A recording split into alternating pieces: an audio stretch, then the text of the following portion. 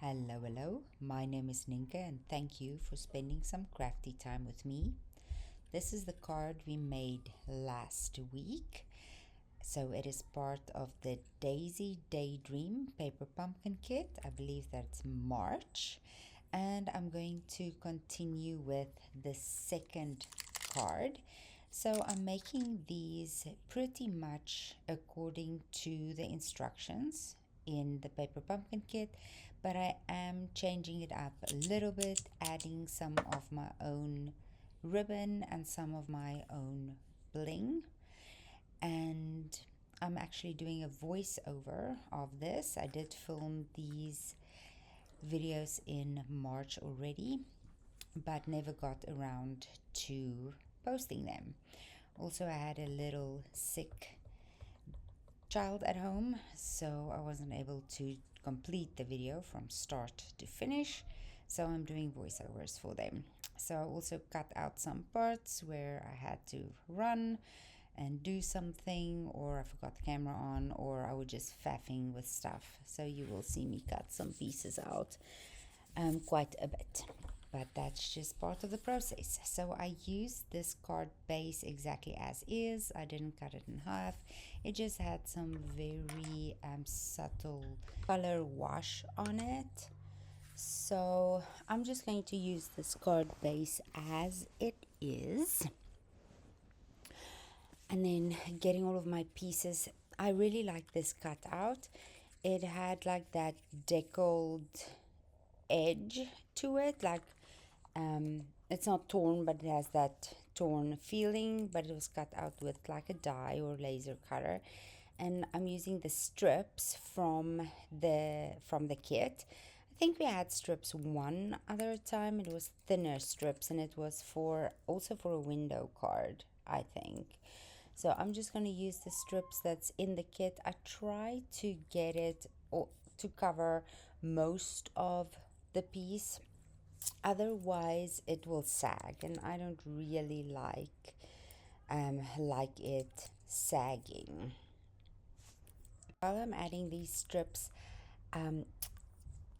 I actually created another card. I used the layout of this one because I really liked the window with the background, and in the third card I didn't use all of the flowers.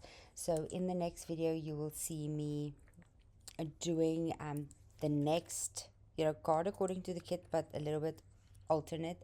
So I had some flowers left, and then I really wanted to make one with vanilla, like the same card layout, and copy this one but use my own supplies. So if you are interested in seeing me do that, it will not be next week's video but the video after that. So it will be the same layout, it will be the same colors. I will just be using vanilla, add some things from my stash, and we will be making this card with some extras that I had and some things that I added. So stay tuned for that. I was really excited when I realized that I could actually copy this card and make it again, or make some more.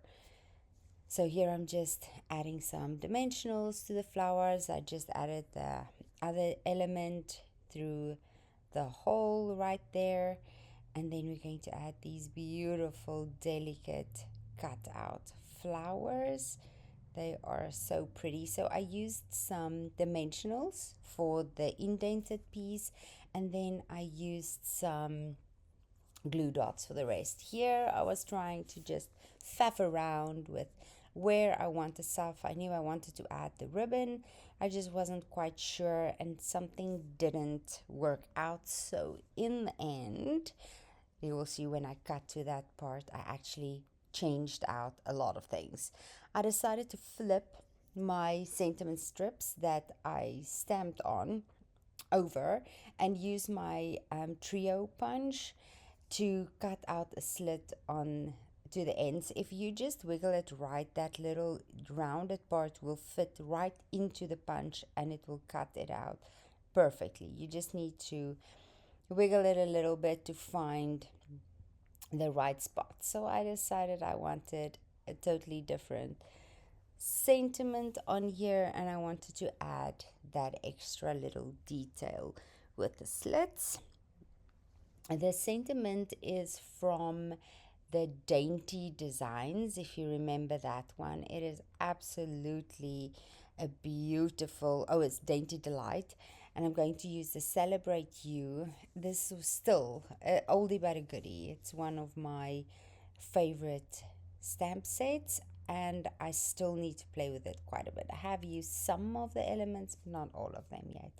So that will also be coming. So I'm using the Spot that came with the kit. It was a Lost Lagoon, just inking up nicely. It's such a delicate font that I really like this. Celebrate You, and everything in the Dainty Delight stamp set actually has this delicate font.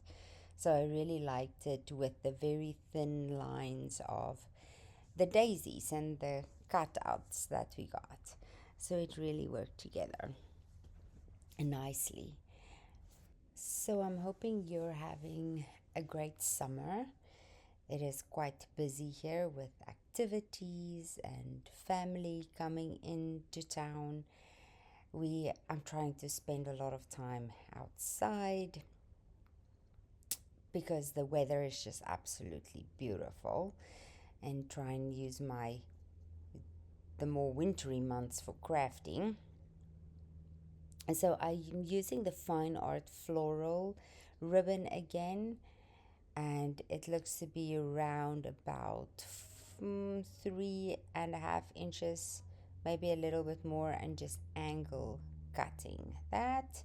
And I'm going to add my glue dots. I'm saying this quite a few times, is that I really like these glue dots that come in the kit. They're so nice. You can use them for so many things. And I want to add the glue dots to the vellum piece that came in the kit, where I will be putting the sentiment, so that it will be hidden behind, the glue dots will be hidden behind my sentiments and my ribbon. So what I was saying earlier is that I usually like to keep my crafting for the winter time, when there's not really much going on outside. But we had so many things planned for the end of last year, beginning of this year, that I feel like I didn't get my crafting time in then, and now I'm trying to make it up in summer, which isn't really working out that well. So let me know, do you have seasons that works out better for crafting, or are you just do you just have time to craft all the time? That'll be nice. So I'm putting some glue dots behind on the little sentiment piece, and then just securing the ribbon so that it doesn't pull out. And now I'm going to add some of the glue dots right to the back of the sentiment strip. I didn't want to pop this up because we already have a popped up layer. I like to keep my cards with one layer of dimensionals. I feel the minute you add 2 layers, then it gets a bit pommeled in the mail. It really doesn't work out that way. So even when you put a non-machinable stamp on it, you never know where it ends up. So I like my one layer of dimensionals. So I have the vellum piece sticking out a little bit to the left, and then my sentiment, the ribbon, going off a little bit to the right. Now I'm just going to find the placement for my bee. And I did play with it around a little bit, and in the end decided it needs to go in that little green open area right there, like it's flying towards the flower. I really like that. I also like the fact that its little legs were sticking, like breaking the even curve of the green element. It adds some extra interest. And now it is the gold gems again. I think they were still, when I checked this week, they were still available in the last chance list. Don't they just fit this perfectly? It looks like drops of rich honey.